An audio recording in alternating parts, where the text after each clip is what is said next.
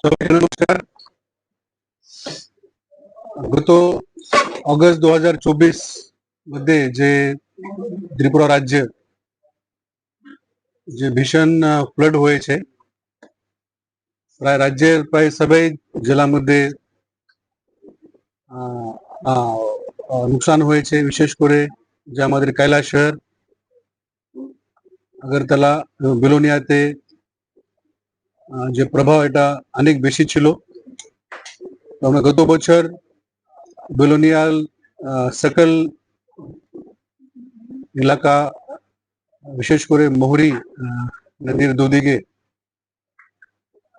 আমরা পরিদর্শন করে ওয়াটার রিসোর্স ডিপার্টমেন্ট যারা ফ্লাড প্রোটেকশনের কাজ দেখে, আমরা ওনাদেরকে নিয়ে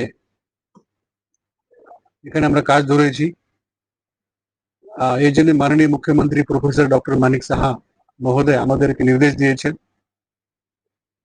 আগামী দিনে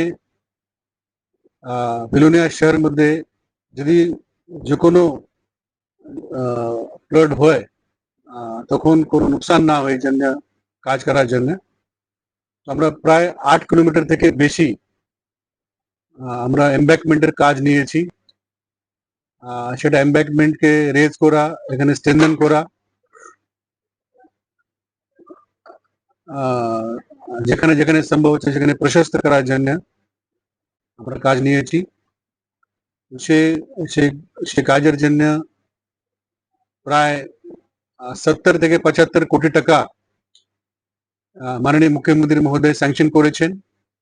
সে কাজটা গত এপ্রিল মাস থেকে চালু আছে।